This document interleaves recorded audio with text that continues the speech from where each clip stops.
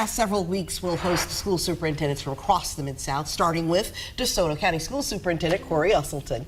A good man here who is right here with us today. DeSoto County starts classes next week already.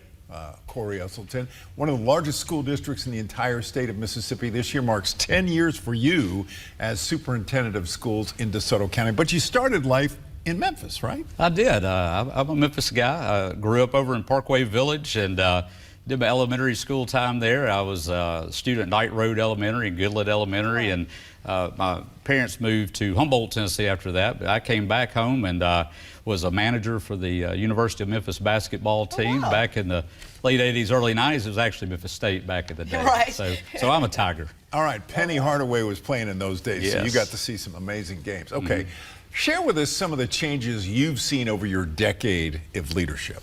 As you were saying, I'm in year 10, and so my first 5 years were before 2020, then the last 5 after it, and so a lot changed during that time. But I would say, as far as the educational part, we've really ramped up our workforce development segment of our educational process for our high school students, because as you know, over these last few years especially, there's been more and more of a need of students who go in straight into the workforce and those hands-on jobs. And so that's one thing I would say that we've really tried to advance during that time.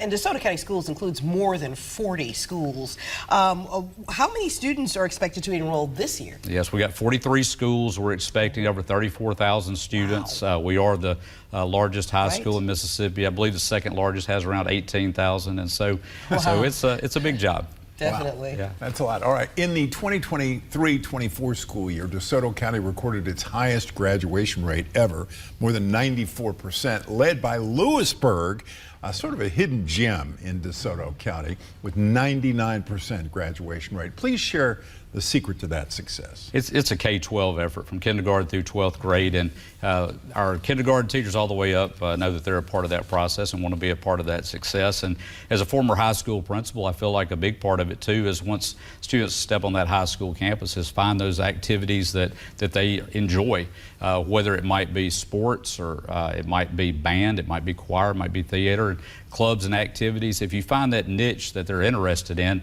it really helps with their academics also. Right.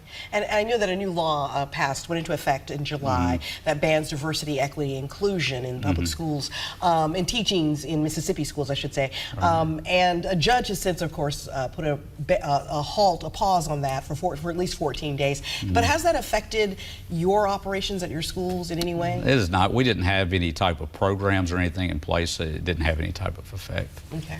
All right, this year students will not have to pass a U.S. History State Assessment test to graduate from high school. What are your thoughts on ending that requirement? Well, we want to make sure to keep teaching U.S. history, and that is a requirement for graduation, and that's a big part of what we're doing. We're actually starting for some of our high school students a future civic leaders club, because we want to teach patriotism and civic duty.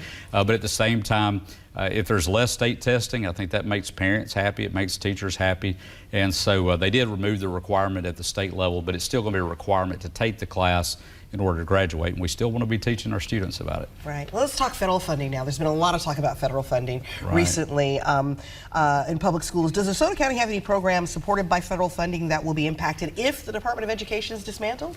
We're already looking at some of those possible cuts. Staff development for our teachers, some of the money that gets sent down for that looks like that'd be the biggest cut. But what we've really tried to do is be fiscally responsible at the local level. Our school board members and I work together on that. The taxpayers trust our school board members because they've built that trust over the years.